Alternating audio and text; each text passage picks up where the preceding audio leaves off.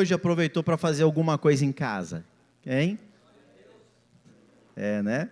Aquele dia que a gente tem uma folguinha, um feriado, arruma aquela torneira com goteira, né? Aquela lajota, às vezes, que caiu e está lá, tem que arrumar, enfim. É aquele dia do Severino, né? As mulheres já se organizam para fazer aquela faxina. Hoje fez calor, pegar o lava-jato. Então, fazer aquela faxina. O que é isso? A gente está cuidando da nossa casa.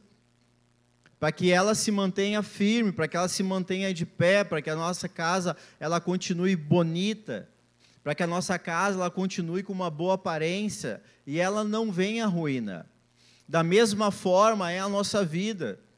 Da mesma forma é a nossa vida, a nossa comunhão com Deus, com o Senhor, e não somente isso, mas a nossa vida como também uma pessoa sociável, uma pessoa que tem família, marido, esposa, pais, filhos, uma pessoa que tem trabalho, uma pessoa que, né, congrega numa igreja como essa, linda e maravilhosa, amém? E se essa casa, que é a nossa vida, não estiver sendo bem cuidada, se essa casa, que é a nossa vida também, a gente não tira esse tempo para fazer o que a gente faz com a nossa casa física, como fica essa casa? E mesmo assim, muitas vezes, nós estamos congregando na igreja, muitas vezes nós viemos culto após culto, servindo nos ministérios. Quem serve aqui mais de 2 ministérios ou 2 ministérios? Aí, é um povo grande, né? Por quê? Por causa do envolvimento. E a gente acaba se envolvendo, mas não cuidando.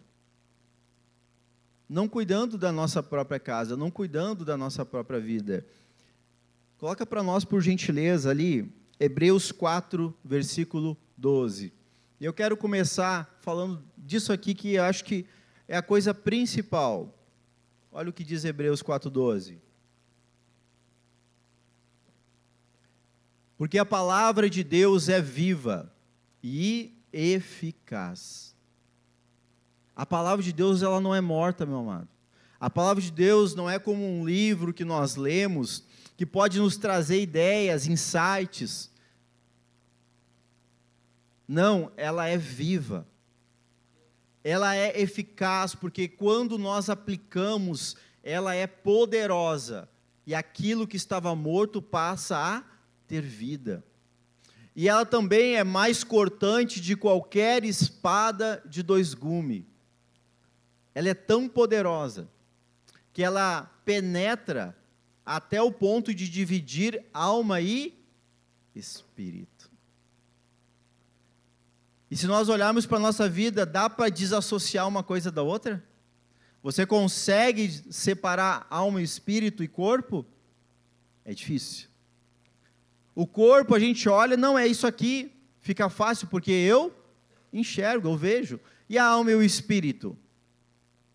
Mas a palavra, ela tem o poder de tratar a alma e o espírito de maneira independente, na sua individualidade. Também juntas e medulas, e é apta para discernir os pensamentos e propósitos do coração. Ninguém pode se esconder da palavra de Deus. Amém? Eu quero te fazer uma pergunta aqui e agora. Você aceita a palavra de Deus na sua vida?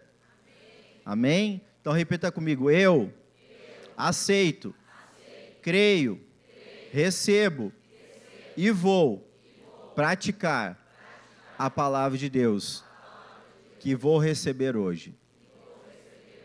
Amém. É você que disse. Agora é compromisso seu e Deus. Amém? Porque ela é viva, e ela é poderosa, e ela é eficaz. E nós estamos falando sobre essa questão de restaurar a nossa casa, restaurar a nossa vida. E estamos falando sobre, ou melhor, estamos começando a falar sobre Neemias. Coloca para nós ali então Neemias 2, verso 1 até o 3. A gente vai ler bastante hoje, amém? Você quer palavra, então vamos ter palavra hoje. Olha o que diz aqui. No mês de Nissan, no ano 20º do rei Artaxerxes, uma vez posto o vinho diante dele, eu o tomei para oferecer e lhe o dei. Ora, eu nunca antes estivera triste diante dele. Diga, triste. Próximo. O rei me disse, por que está triste o teu rosto, se não estás doente? Tem de ser tristeza de coração. Diga, coração. Então temi sobremaneira. Verso 3. E lhe respondi, viva o rei para sempre. Como não me estaria triste o rosto se a cidade onde estão os sepulcros de meu pai, de meus pais, está assolada e tem as portas consumidas pelo fogo. Neemias, ele passa por uma jornada aqui. Neemias, ele está enfrentando um momento da vida dele em que ele não gostaria de enfrentar. Ele está passando um momento na vida dele em que ele foi, parece, colocado, induzido para aquele momento. Talvez isso já aconteceu na sua vida. Talvez já passou por isso também. Você está vivendo a sua vida, você está lá servindo o rei, servindo o vinho para ele, está tudo certo, tudo bonitinho, está trabalhando, e daqui a pouco parece que acontece um rebuliço na sua vida. Amém? E tudo muda. E Neemias, ele estava triste, e o rei percebeu a tristeza dele, porque não era algo normal. O rei olhou para ele e disse, Neemias, o que tu tem? Alguém já parou algum dia e disse assim, fulano, tu está bem? O que tu tem? Tu está com algum problema? Porque muitas vezes o nosso semblante entrega o nosso coração, quando não as nossas palavras.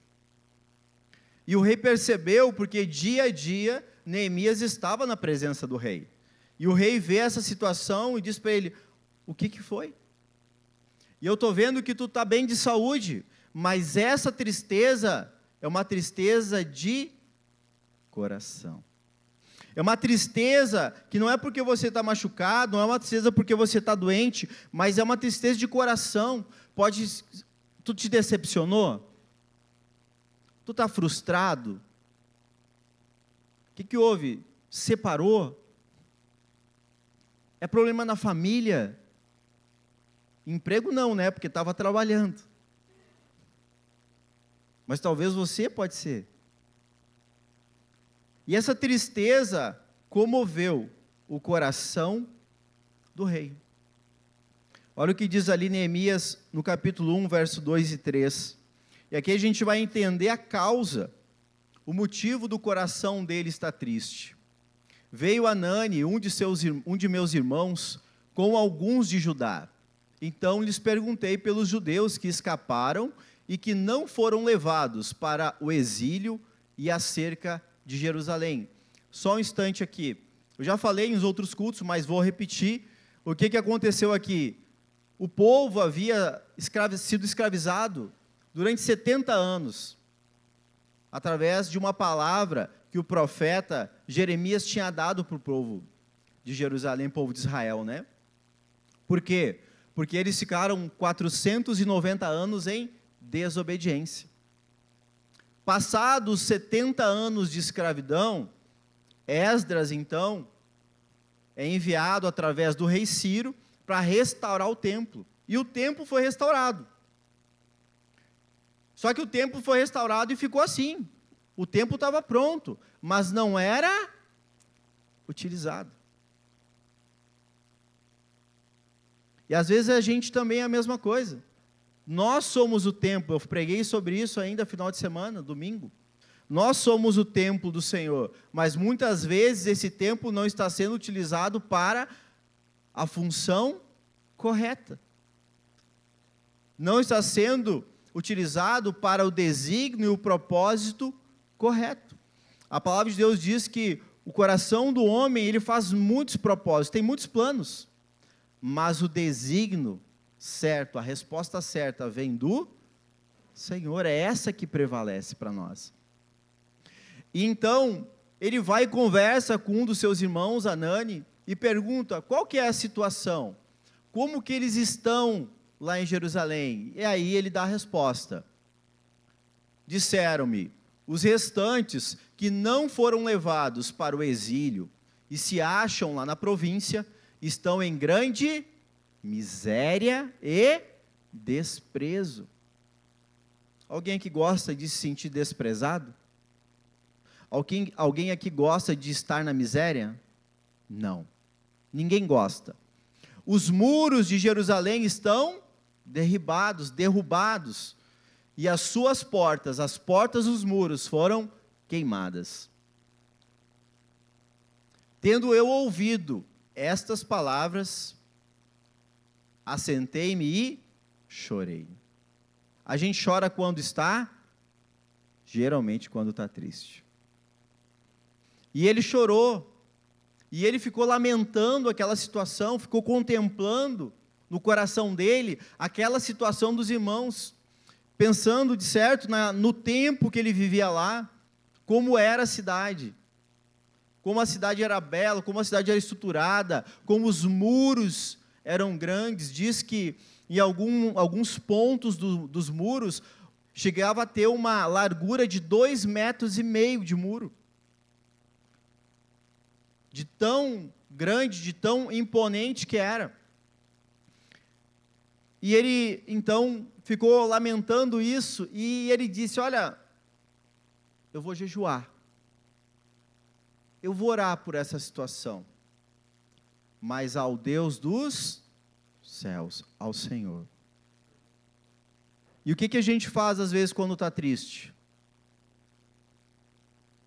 Fica lamentando e reclamando. A gente fica murmurando, começando a achar desculpa, e muitas vezes até mesmo culpado para as coisas.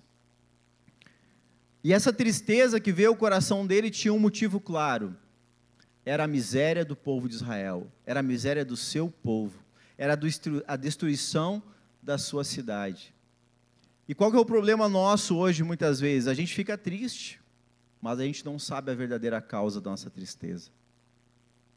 E mesmo, às vezes, quando sabe, a gente não busca uma solução correta.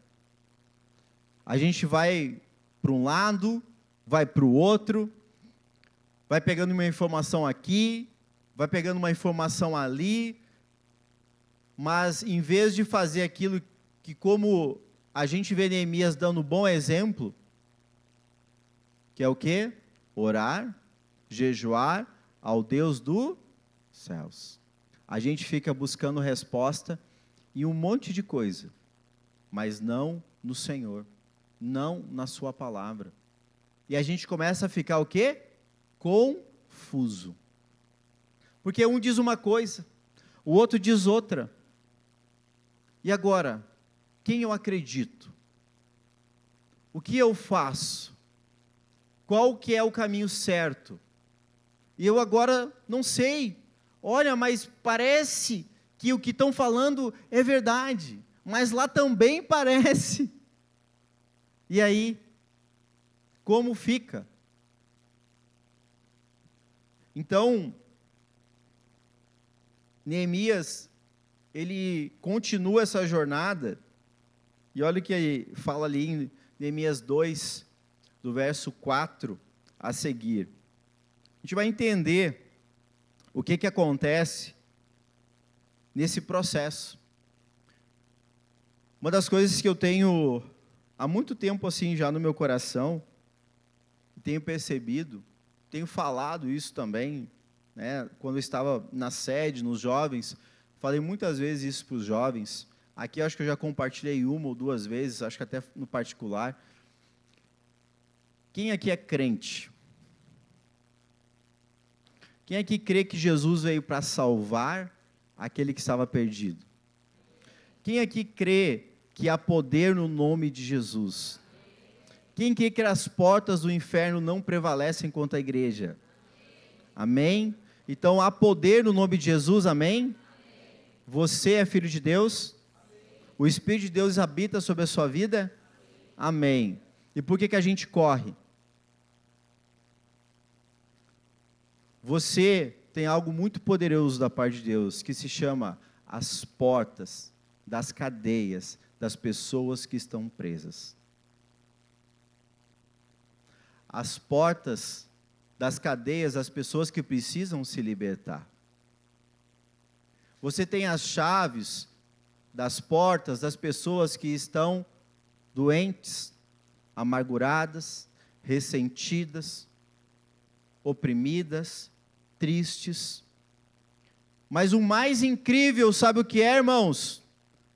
É que talvez você tenha as chaves e as suas portas ainda estão fechadas.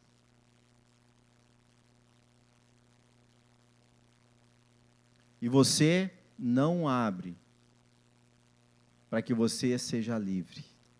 Mas a chave está nas suas mãos. Porque você crê nesse Jesus que é Senhor e Salvador. E Ele disse: eis que vos dou autoridade. Amém? Mas a gente não usa a autoridade. E a gente fica preso na tristeza. Quantas pessoas talvez hoje aqui realmente estão tristes? Quantas pessoas você conhece que estão tristes? Mas não parece, mas lá dentro, no mais profundo, no íntimo seu, você talvez está a um passo de tomar uma decisão que pode mudar toda a sua vida, e ninguém sabe. Talvez tem pessoas aqui que estão depressivas, e a família nem sabe que você está depressivo. Talvez tem pessoas aqui que estão passando por enfermidade, e nem abriu a boca para falar para ninguém, porque está com medo. Talvez tem pessoas aqui que têm grandes mágoas no coração, mas guarda para si, e talvez todo dia chora por causa disso, e está preso nisso. Quando Deus me deu essa palavra hoje tarde, foi muito claro para mim: tristeza. Tristeza. Porque é o Deus que sabe de todas as coisas. Amém? Mas Ele me deu uma palavra para trazer para a sua vida que isso aí acabou. Que é tempo de alegria. E aquele que é salvo, vive a alegria da salvação. Amém? Então vamos lá. Neemias 2, 4 e 9. Disse-me o rei: que pedes então agora? Depois daquela conversa que ele fala, e diz: olha, eu estou triste, estou vendo que está triste. O que tu tem? O que tu me pede? Então o que ele fez de novo? Orou ao Deus dos céus. Pode continuar? E disse ao rei: se é do agrado do rei, e se o teu servo acha mercê em tua presença, eu peço-te que me envies ajudar a minha cidade, me manda de volta, a cidade dos sepulcros dos meus pais, para que eu a ore, para que eu visite, para que eu vou dar uma olhadinha, para que eu vou comer um churrasco com meus parentes. Não, para que eu vá trabalhar, para que eu vá mudar a situação, para que eu vá tirar essa tristeza de dentro de mim e também mudar a situação da minha família. Ele também sabia que tinha as chaves das cadeias das portas dos outros, mas é uma questão de atitude, amado. É uma questão de saber a quem eu sirvo, a que propósito eu estou, e o que eu faço com isso? O que eu faço com Deus me deu? O que eu faço com o talento, com o dom, com a graça, com esse Espírito de Deus que habita na minha vida, o que eu faço com isso? Tire para fora aquilo que Deus já colocou dentro de você. Muitas vezes eu ouvi o apóstolo falar isso lá na sede, né? A Tayla foi uma que falou algo para mim que mudou a minha vida. A Tayla está ali, ó. Eu estava num retiro, vou falar aqui de púlpito agora. Estava num retiro, e num retiro ministrando, eu iria ministrar no retiro. Eu estava lá, sentado, preparando a palavra, lá, bonitinho, e eu, pá, e tal. Só que o meu coração estava apertado. Só que eu estava inquieto, porque eu sentia no meu coração uma direção, mas ao mesmo tempo, a direção que eu sentia, a forma de conduzir aquilo, eu sentia que iria desagradar outras pessoas. Eu sentia que aquilo para eu não ia ser aprovado fazendo daquele jeito. Eu sentia que eu ia sentir uma rejeição fazendo daquela forma. E eu fiquei inquieto, e eu estava naquela luta entre fazer aquilo que eu estava sentindo no coração do Espírito de Deus, e eu fazer aquilo para agradar as pessoas. Você já passou por isso? E eu estou ali, notando, aí vem a bênção lá, e ela passa, irmão, eu nem era pastor, né? Ela disse, o que está fazendo? Eu digo, estou preparando a palavra, daqui a pouco eu vou ministrar. Amém, que Deus te abençoe, que Deus te use, que tu seja tu mesmo. Que tu fale que Deus colocar no teu coração, que tu seja autêntico. Eu digo, Deus, tu és bom. E ali veio a resposta para a minha vida. Foi difícil engolir. Foi difícil naquele momento eu romper com aquilo, porque foram anos fazendo isso. Foram anos querendo me enquadrar no que os outros achavam bom e certo. Ninguém sabia, mas ao mesmo tempo eu me colocava numa situação como essa. Quantas vezes você se coloca numa situação assim, para se enquadrar, para querer agradar os outros, para querer ser aceito pelos outros, e você faz as coisas tudo para a causa dos outros, e aí não faz em concordância com Deus. Neemias disse que ele orava a Deus. Se fosse para agradar ao rei, ele ia pedir o que pediu? Não. Ele era escravo como os outros. Ele podia ficar ali, pois estou de boa aqui, o que eu vou me incomodar, levantar muro, pedreiro, né? Atravessar, voltar quilômetros e quilômetros andando a pé, tendo que me indispor com um monte de gente, o que eu vou fazer? Não, ele fez o que era certo, ele fez o que Deus colocou no coração dele para fazer. E muitas vezes nós estamos vivendo, aparentemente fazendo tudo certo, mas totalmente infelizes, totalmente tristes, não fazendo aquilo que Deus colocou como essência, como propósito, como desígnio dele para nós, sendo quem nós devemos ser. Não, a gente quer fazer as coisas para agradar os outros. Não é assim, meu amado. E é por isso que talvez a sua vida não vai para frente. É talvez por isso que você fica triste, que as pessoas perguntam, tu está bem? Como é que tu está? E tu sente que deve fazer as coisas de um jeito e você não faz por causa do fulano, por causa do Beltrano. E aquilo me libertou quando a Tayla disse isso. E aí eu fui pregar da forma que eu entendi que eu deveria pregar. Aí eu comecei a dirigir culto na sede da forma que eu entendia que eu deveria, obviamente obedecendo, mas da forma que eu sou, não me enquadrando para agradar, na minha personalidade, com o que Deus colocou dentro de mim. Mas quando a gente faz as coisas por causa dos outros, a gente fica limitado. Você não mostra quem realmente você é. As pessoas não veem o teu potencial. As pessoas não veem a tua essência. As pessoas não veem a tua autenticidade, a tua identidade, quem realmente você é. E por causa disso, muitas vezes, as oportunidades vão passando na nossa vida. E a gente diz assim, por que que comigo nada dá certo? Por que que não dá certo? Por que que hora está bom e hora está mal, hora está bom e hora está mal? O que que dá? Por causa dessa questão. E Neemias, vamos continuar ali?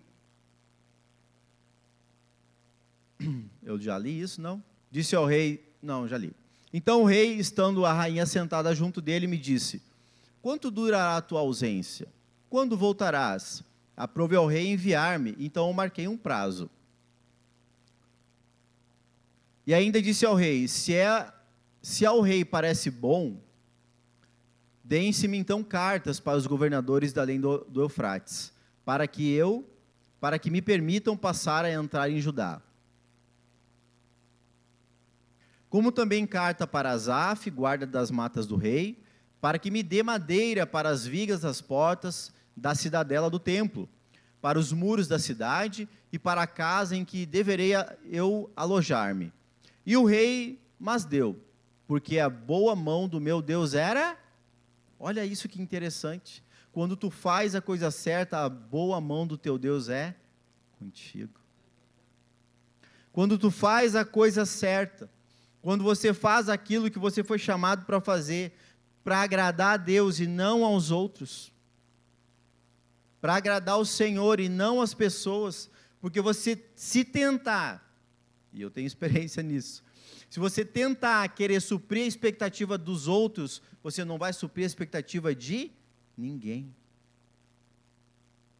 Não tem como, amados. Não tem como, porque cada um quer uma coisa. Porque cada um tem o seu interesse próprio, porque cada um tem uma mentalidade diferente, porque cada um quer algo que não é igual ao outro. E se eu quero me encaixar, vou fazer isso porque é o fulano, e aí o que eu faço agora? O líder tal, o fulano tal, o chefe isso, o fulano daquilo, não dá. A gente tem que ser nós mesmos. E aí no verso 9, então fui aos governadores da além do Eufrates, e lhes entreguei as cartas do rei. Ora, o rei tinha enviado comigo oficiais do exército e também cavaleiros. Disto ficaram sabendo então quem? Sambalate, o horonita, e Tobias, o servo amonita. E muito lhes desagradou que alguém viesse a procurar o bem dos filhos de Israel. Toda vez que nós queremos reconstruir algo, ajustar algo na nossa vida, e que agrada ao Senhor, inimigos vão se levantar. Inimigos vão se levantar. Toda vez que você quiser colocar a sua casa em ordem, saiba que o inimigo não vai ficar feliz com isso. Porque ele está feliz que a sua vida não está legal. Ele está feliz que tu não está prosperando. Ele está feliz que você não casou. Ele está feliz que você não se batizou. Ele está feliz que tu não obedece a palavra, mas está na igreja. Ele está feliz. Por quê? Porque ele sabe que quando você e eu não cumprimos mandamentos, princípios, colocamos a nossa vida em ordem ao Senhor, Deus não vai, de maneira alguma, porque Deus é justo, Deus é amor, mas Deus é justiça. Deus não vai abençoar a nossa vida, porque não está ajustado, porque não está alinhado, porque não está em ordem. Deus é Deus de ordem, Deus é Deus de organização, Deus é Deus de justiça, meus queridos. Você pode espernear, você pode chorar, você pode jejuar, você pode orar, você pode fazer o que for, mas se você não cumpre algo que Deus já estabeleceu, porque você deveria fazer, não adianta oração, não adianta jejum, não adianta só vir no culto, não adianta. Não adianta. É que nem você ir para o trabalho, e aí tem lá, né, como é que é, negócio de carreira, como é que é, Dani? Plano de carreira. Tem plano de carreira na empresa, maravilha. Só que você sair da função de operador para sair para a função de gerente, tem um passo a passo, tem processo. O reino de Deus tem processo. O reino de Deus tem formas de fazer as coisas. Até para pedir perdão tem jeito.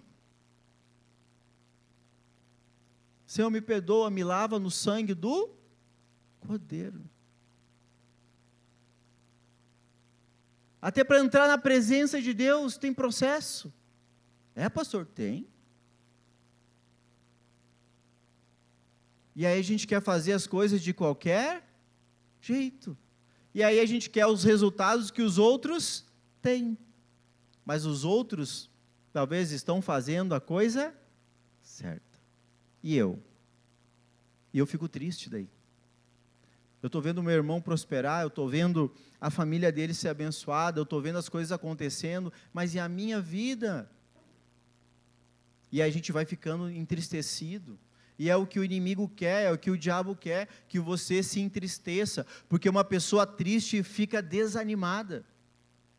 E uma pessoa que desanima, ela não tem ânimo de fazer nada. Bem pelo contrário, ela começa a arrumar desculpa para tudo, justificativa para todas as coisas, e as coisas não acontecem. E a primeira coisa que faz é criticar. Criticar o que estão fazendo, criticar o que os outros fazem. Nossa, olha como faz, olha como serve, meu Deus, está em 5 ministérios. Nossa. Mas, amado, cada um que faz para si, o faz. Amém? Você está recebendo a palavra? Amém? Não é suave, mas é para trazer alegria para o seu coração. Amém? Glória a Deus por isso. Neemias, meus amados, mesmo triste, ele não ficou reclamando e procurando culpado. Mas ele buscou em Deus uma resposta e uma direção para agir, para fazer algo. E ele foi, pediu ao rei direção, pediu ao rei recursos, montou um plano para mudar a vida, para mudar a cidade dele, e ele foi. Que nem diz o gaúcho, pegou a estrada, né? E foi rumo ao que Deus tinha colocado no seu coração. Neemias, ele reconstruiu os muros, gente. E o que eram os muros? Os muros eram o que protegia a nação, protegia a cidade de Jerusalém.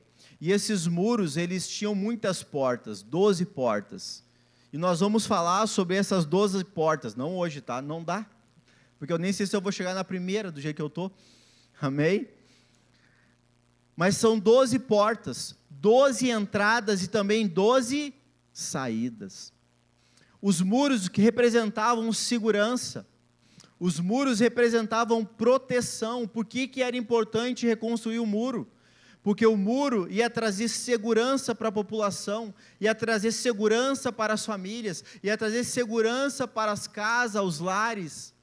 Quando algum inimigo tentasse entrar em guerra contra eles. As portas eram os locais que davam acesso a várias áreas da cidade. As várias áreas da cidade. Assim também é a nossa vida. A nossa vida tem um monte de porta. Só que tem algumas que nas nossas vidas estão abertas e deveriam estar fechadas. Tem algumas portas que estão abertas, mas deveriam estar fechadas, amados.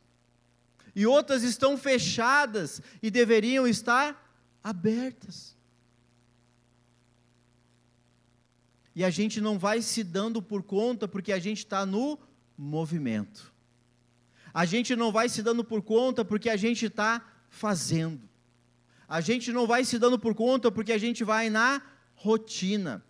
A gente não vai se dando por conta porque a gente está no efeito manada. Estourou, sai todo mundo correndo para o mesmo lado. O fulano foi, eu vou.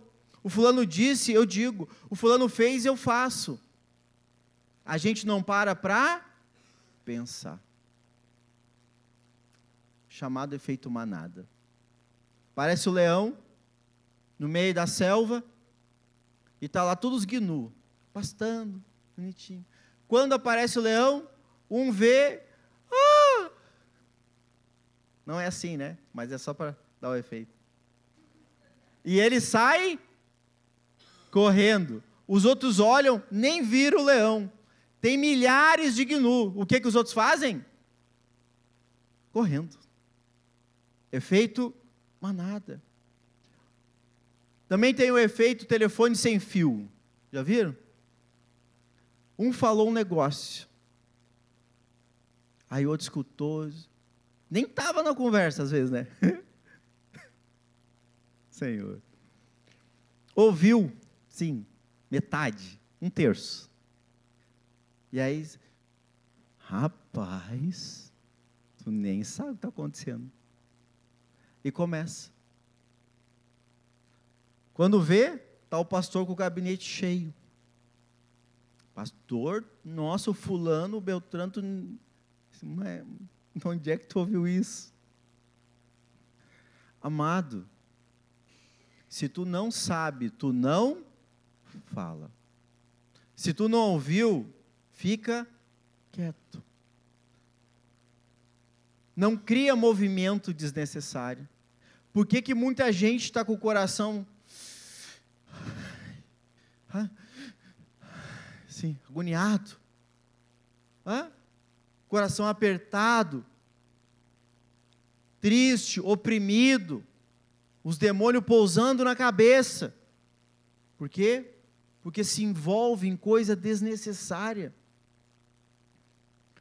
Assim como aconteceu com aqueles homens lá, Sambalate, os caras não estavam para ajudar, mas estavam o quê? Para fazer confusão.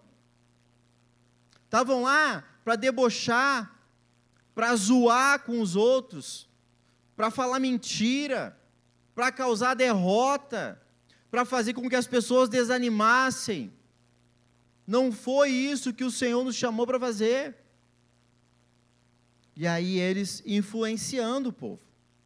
Entenda que cada porta, gente, cada porta tem um significado e serve a um propósito. Cada porta tem um significado e serve para um propósito. Amém? Coloca para nós lá então, 1 Pedro 5,8.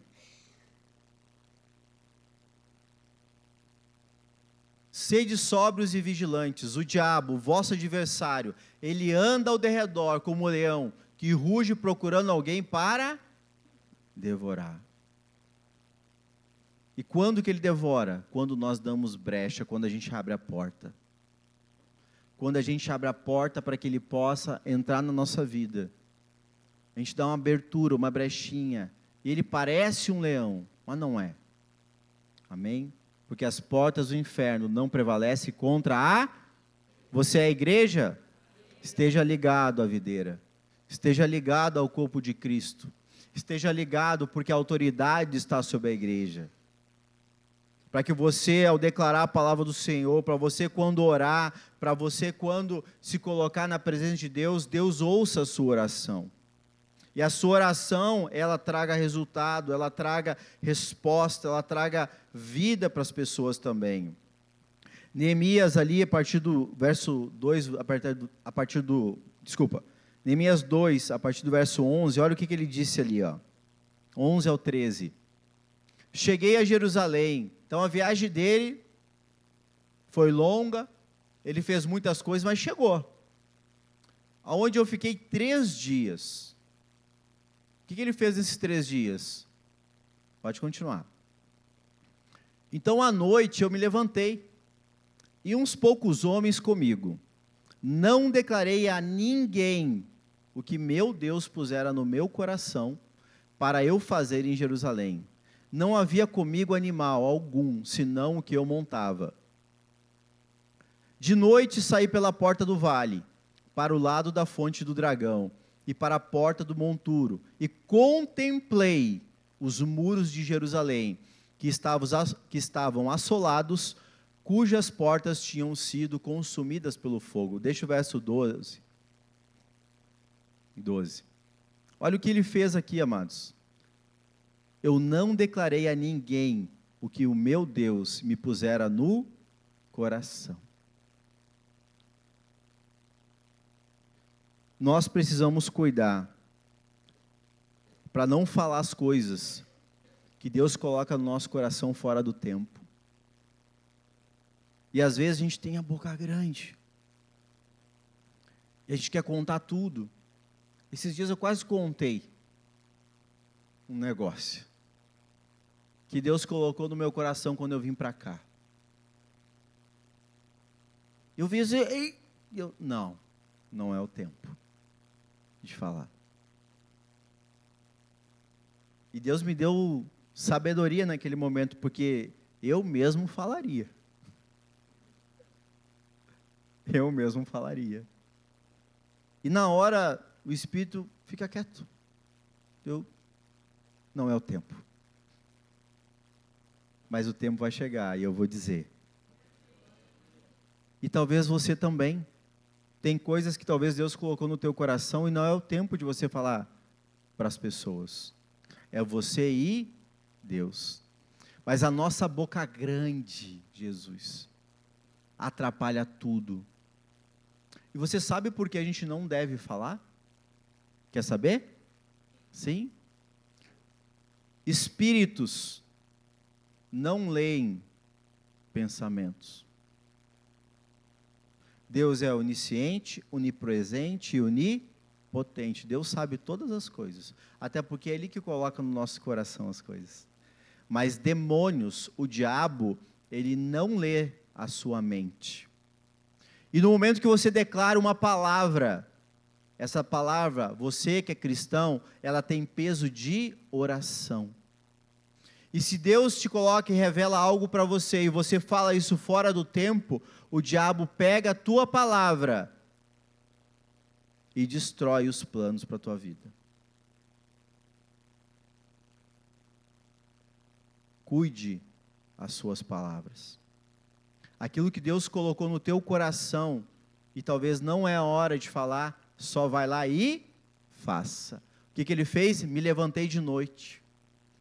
E no verso 13, olha o que ele diz, amado. De noite saí pela porta do vale para o lado da fonte do dragão e para a porta do monturo. E contemplei.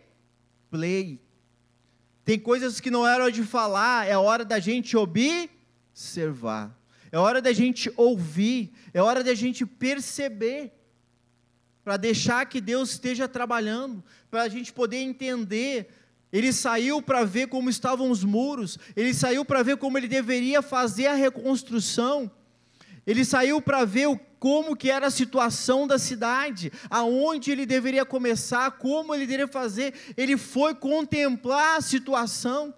E muitas vezes a gente não faz isso, a gente sai falando da boca para fora para todo mundo, porque eu estou triste, porque o fulano falou isso, porque a minha vida está uma droga. Não, amado, contempla e descobre o motivo pelo qual você está passando isso. Contempla e olha o que está dentro do teu coração, o que te levou à tristeza de alma. Contempla para ver se não é algo que Deus já falou para você e você falou para todo mundo. Se não é algo que Deus já disse para você fazer, te ajustar, te consertar, e você não fez. Contempla. E depois de contemplar, depois de ter ouvido, depois de ele ver e entender os planos de Deus para aquilo que ele deveria fazer, então ele sim, aí verso 14. Passei a porta da frente ao açude do rei, mas não havia lugar por onde parasse o animal que eu montasse. Pode continuar. Subi à noite pelo ribeiro e contemplei ainda os muros, continuou contemplando, Voltei, entrei pela porta do vale e tornei para casa. Não sabiam os magistrados aonde eu fora e nem o que fazia. Eles não sabiam, gente. Eles não sabiam. Tenha cuidado de expor a sua vida para pessoas que não devem saber da sua vida. Tenha cuidado de expor coisas que você tem para pessoas que não vão lhe ajudar em nada. E eles não sabiam, pois até aqui não havia declarado nada a ninguém, nem aos judeus, nem aos sacerdotes, nem ao pastor, ó. Nem ao pastor. Porque se Deus diz fica quieto, não vem nem falar para mim. Fica quieto. Eu sou mais que Deus? Não. Faz o que Deus mandou tu fazer. Nem aos nobres, nem aos magistrados, nem ao mais que faziam a obra. E olha que interessante, tem segredo aqui, que nem diz alguns, tem mistério aqui. Gente, por que isso? Eu não declarei aos judeus, quem eram os irmãos dele? Os judeus. Sai correndo e conta por irmão. Não falei para os sacerdotes, mas é minha autoridade espiritual, é o meu pastor, mas ele é querido. Não fala. Nem aos nobres, não, mas aquele cara, ele tem conhecimento, olha, é estudado, olha só, ele vai poder me dar um conselho. Não fala para ele. Então, os magistrados, o juiz, o prefeito da cidade, esse cara aí tem autoridade, não fala, diga, não fala, fica quieto, porque o tempo vai chegar. E aí o que acontece ali depois? Então lhes disse, estais vendo a miséria em que estamos, Jerusalém assolada e as suas portas queimadas. Agora ele disse, então lhes disse, vocês estão vendo como é que está a situação? As portas estão queimadas, então vamos e reedifiquemos os muros de Jerusalém, e deixemos de ser, pobre. Amado, vamos deixar dessa miséria, vamos deixar dessa vida medíocre, vamos deixar dessa vidinha que Deus não quer para nós, e vamos ser Jerusalém, cidade de Deus, edificada, fortificada, que quando nós andamos sob Deus, sob a sua palavra, ninguém nunca resistiu Jerusalém, meu amado. O diabo não pode, se você anda sob a palavra de Deus, se você anda sob a vontade de Deus, o diabo não pode com a tua vida. Mas porque não anda, fica triste, porque não obedece, fica desanimado, porque as coisas não dão certo.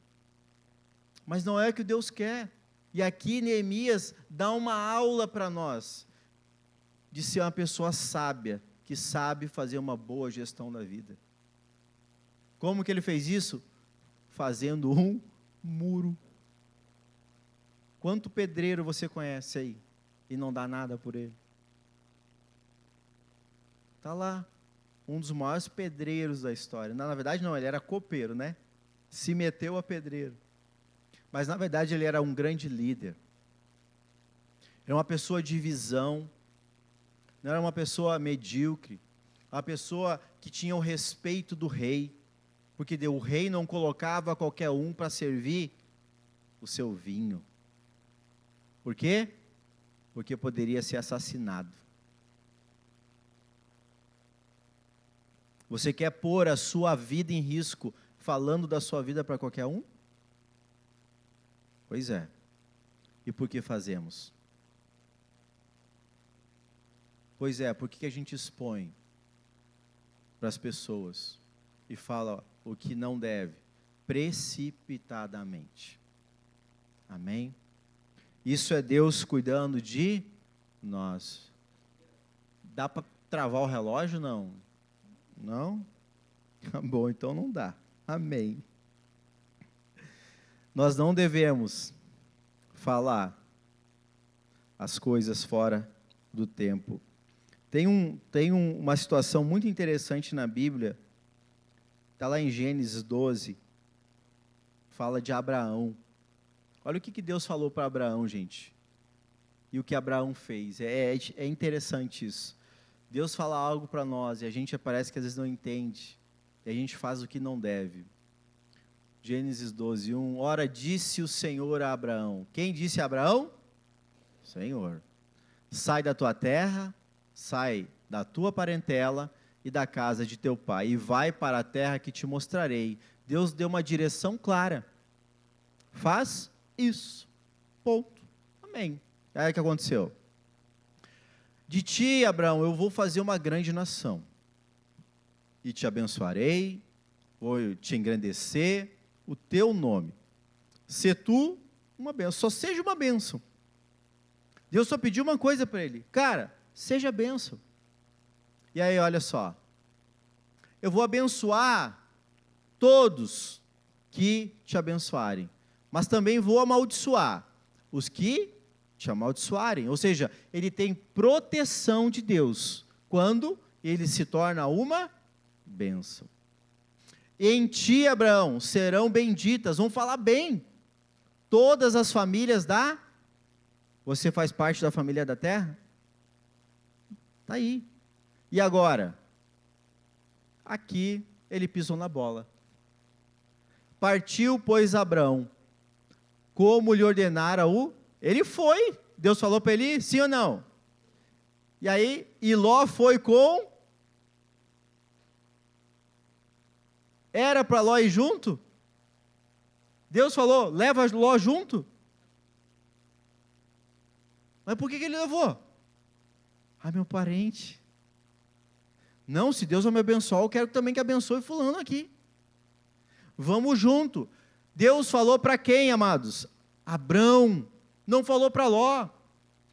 Deus disse para ele, sai tu dessa terra. Sai tu da parentela. Ele levou um parente junto. Não faça isso. É o que aconteceu?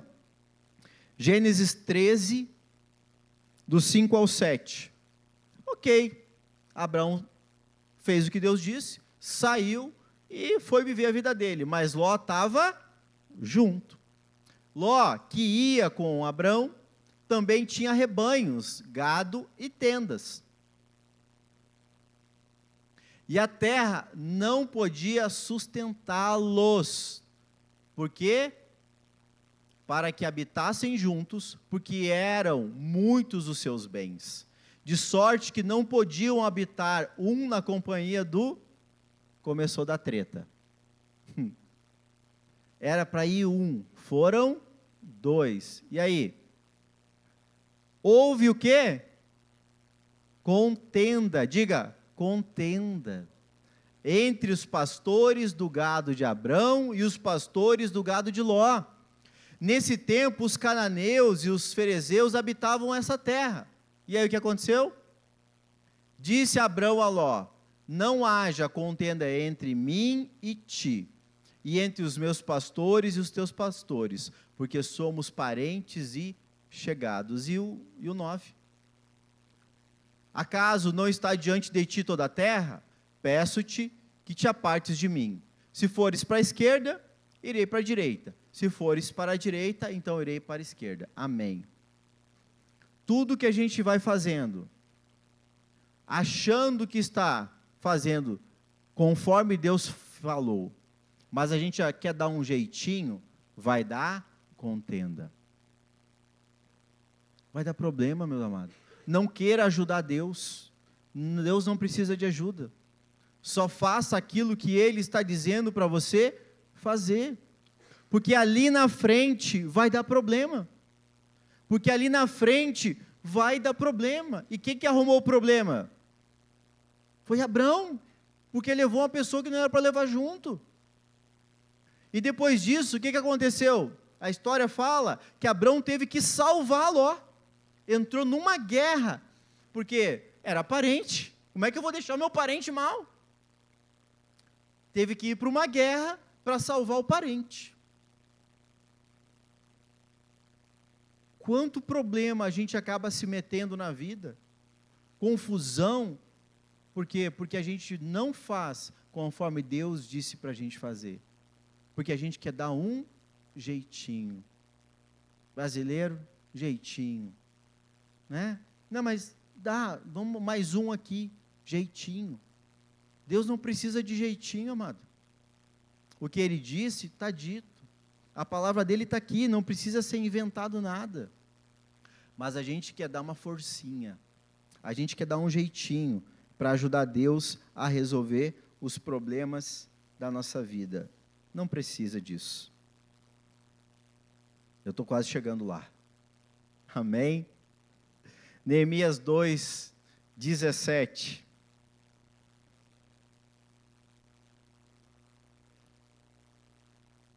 Então lhes disse: estais vendo a miséria que estamos, Jerusalém assolada, suas portas queimadas. Vinde, reedifiquemos os muros de Jerusalém e deixemos de ser opróbrio. E lhes declarei como a boa mão de meu Deus estivera comigo, e também as palavras que o rei me falara. Então lhes disseram: disponhamo-nos e edifiquemos. E fortaleceram as mãos para a boa obra. Até o 20. Porém, Sambalate, de novo aqui o cara, de novo, o Horonita e Tobias, o servo amonita, e Gesem, o arábio, quando souberam, zombaram de nós, e nos desprezaram e disseram: que é isso que fazeis?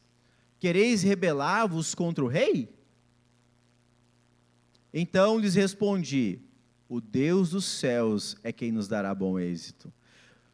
Nós, seus servos, nos disporemos e reedificaremos. Vós, todavia, não tendes parte, nem direito e nem memorial em Jerusalém.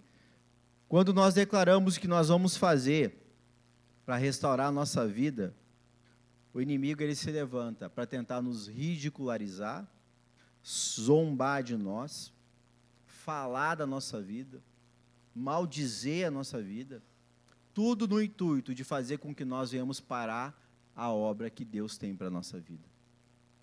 Toda vez que você decidir algo e que vai de encontro a agradar o Senhor, ajustar a sua vida aos princípios, aos valores, à vontade de Deus, ao propósito de Deus para a sua vida, vão se levantar pessoas para falar de você. E vai começar dentro de casa. Vão levantar pessoas para falar de você. Vai ser na igreja. Não vai ser gente que não te conhece. Não vai ser pessoas que nunca te viram. Vai ser pessoas que você ama. Vai ser pessoas e que muitas vezes você até criou uma simpatia e uma expectativa. Porque é a maneira que o diabo usa para fazer com que nós venhamos a parar a obra do Senhor. Esses caras, eles eram conhecidos, eles tinham familiares que tinham laços com outras pessoas, casando e descasando, e eles se acharam no direito, dizendo: não, conheciam o passado, a história de Israel, sabiam que o povo, quando honrava a Deus, era um povo forte, e ninguém podia contra. E aí vem um cara e começa: agora vamos botar essa casa em ordem, agora nós vamos ajustar isso aqui. E aí ele vem e diz assim: eu vou contar para o rei. Quem é que mandou? O rei. E aí ele faz a cabeça dos outros. Olha, o rei não está sabendo de nada. E aí ele começa a criar complô, começa a criar divisão, começa a criar contenda para fazer o quê? Que as pessoas fiquem desanimadas. E não ajudem no trabalho. Teve pessoas, e a Bíblia fala que alguns nobres até, disse que eles recuaram. Por quê? Porque tinham ligação. Se você tem ligação de alma com pessoas, cuidado, porque você pode cair na graça dessas pessoas para fazer o que elas querem que você faça, e não naquilo que você deve fazer. Cuidado com isso. Cuidado com isso. Isso não é de Deus. Se Deus te colocou algo na tua mão para te fazer, não é os outros que vão dizer o que você tem que fazer. Se Deus te entregou um ministério, se Deus te entregou um chamado, se Deus te entregou um dom, se Deus te entregou um talento, te chamou para servir e fazer algo, não é os outros que vão dizer aonde, como e quando você tem que fazer. Cuidado. Porque tem gente que está só esperando o estouro da boiada. O efeito manada. Mas eu vou dizer, em nome de Jesus, não vai acontecer. O que foi que Neemias disse ali? O Deus dos céus é quem nos dará bom êxito. Amém? Eu não sirvo a homens, eu sirvo a Deus. E você deve fazer a mesma coisa. A mesma coisa. Amém, meus amados? Deixa eu ver a hora. Vou mais uma aqui. João 10, 9. Não. Bota Neemias 3, 1, por favor. Não tem como falar desse, não falar desse aqui. Eu vou falar da primeira porta, amém? Nem que eu continue o próximo culto. Mais rapidinho eu vou entrar aqui. Então se dispôs Eliasibe, o sumo sacerdote, com os sacerdotes, seus irmãos, e reedificaram a porta das ovelhas. Consagraram-na, assentaram-lhe as portas e continuaram a reconstrução até a torre do Sem e a torre de Ananel. A porta das ovelhas era o lugar onde entravam os animais, e junto dela tinha um tanque chamado Betesda, que a palavra fala que nos tempos de Jesus descia um anjo do céu, e quando agitava aquela água, todos os doentes estavam ali em volta daquele tanque, e as pessoas que entravam primeiro eram curadas. E ali os animais entravam por essa porta, diz que eles se limpavam nesse tanque para o sacrifício. E olha o que diz lá em João 10, 9. Nós entendendo a realidade, quando Jesus vem, ele diz: eu sou a porta. Se alguém entrar por mim, será salvo. Então, entrará e sairá e achará pastagem. Jesus é a porta das ovelhas. Jesus é a porta pelo qual nós devemos passar. Naquele tempo, os animais entravam para o sacrifício. Quem foi o sacrifício? Foi Jesus. Olha o que diz Isaías 53, 7. Ele foi oprimido e humilhado, mas não abriu a boca. Como cordeiro foi levado ao matadouro, e como ovelha muda perante os seus tosqueadores. Ele não abriu a boca. Jesus é o Cordeiro de Deus. E olha o que diz lá, João 1, 29, ali diz que ele é o Cordeiro de Deus, que tira o pecado do mundo. João 1, 29. No dia seguinte, viu João a Jesus, que vinha para ele, e disse: eis o Cordeiro de Deus, que tira o pecado do... Ele é a porta das ovelhas, ele é o sacrifício que foi oferecido para o nosso livramento, para a nossa libertação, para que a gente não fique mais algemado nessas tristezas, nesse engodo do diabo, nessas confusões que ele gera na nossa vida, nessa falsa religiosidade que muitas vezes a gente acaba se enrolando. Amado, Jesus, ele é um novo e vivo caminho. E lá em João 5:1, ele fala dessa porta. Passadas estas coisas, havia uma festa dos judeus, e Jesus subiu para Jerusalém. Ora, existe ali, junto à porta das ovelhas, um tanque chamado em hebraico Betesda, o qual tem 5 pavilhões, grande. Nestes jazia uma multidão de quê? Tristes.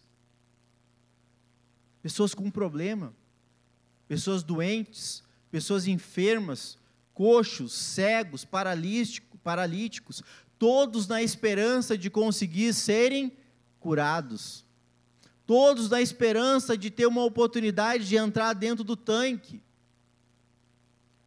4, esperando que se movesse a água, porquanto um anjo descia em certo tempo, agitando a água, e o primeiro que entrava no tanque, uma vez agitada a água, sarava de qualquer doença que tivesse.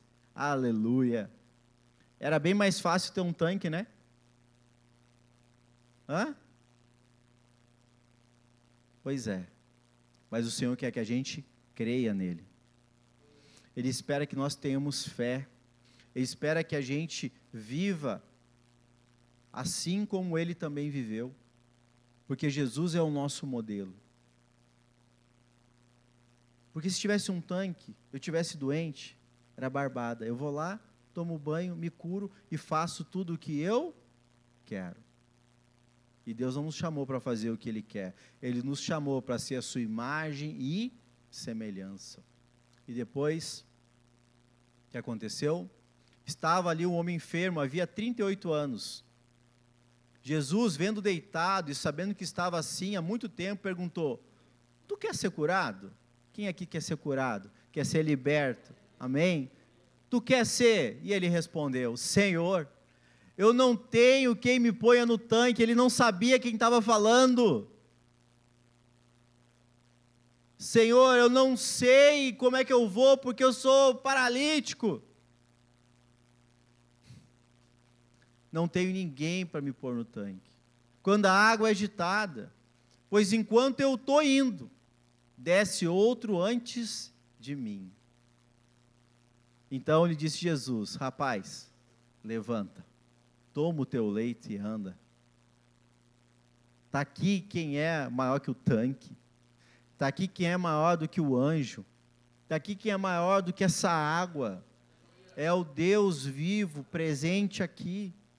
Só que a gente quer o tanque, a gente quer, parece aquilo que é fácil, a gente quer aquilo que é o remedinho para resolver aquele probleminha na hora. Por quê? Porque eu não quero me comprometer, porque eu não quero abrir mão das coisas que eu estou apegado, porque eu não quero ter que liberar perdão por irmão que me fez isso tal dia, porque eu não quero ter que ajustar minha vida e fazer tal coisa que eu sei que é certo, mas eu estou empurrando com a barriga há muito tempo. Eu não quero, eu quero o tanque, eu entro e saio e deu. Não, amado, se fosse assim, Jesus não precisava ter vindo, nós tínhamos o tanque até hoje, mas o tanque não funcionou, nunca deu certo, dava para um, para dois, mas o Senhor quer para todos. Mas diz assim: depende de mim, depende de você querer, depende de você fazer, depende de você se ajustar, depende de você querer uma nova vida. As coisas velhas já passaram, eis que tudo se fez novo. Jesus falou para ele: cara, pega, te levanta daí agora e anda, toma o teu leito. E depois o que acontece? Ele deu a palavra, imediatamente, diga, imediatamente, o homem se viu curado. Imediatamente ele se viu liberto, imediatamente a tristeza foi embora, imediatamente tudo aquilo que anos e anos ele estava preso, foi embora. Se Jesus está aqui, o que está te incomodando, se você se posicionar, vai embora imediatamente. Mas depende de você. Depende de você tomar posição, depende de você tomar decisão, depende de você fazer. É a sua noite, é a sua decisão. Eu comecei dizendo hoje, se você crer na palavra, coisas vão acontecer, amém? E ele então tomou o leito, pôs-se a andar, e aquele dia era sábado. Por que aquele dia sábado? Porque sábado não pode fazer isso, porque é o sábado que tu diz assim: não dá, pastor, eu não consigo. O religioso diz que não dá, o religioso diz: eu não consigo, o religioso diz: pastor, mas como? Não dá. Dá sim, porque Jesus está presente, amém? Chega de religiosidade. Chega de incredulidade. Porque se Jesus está, tudo é possível aqui, pode ficar de pé.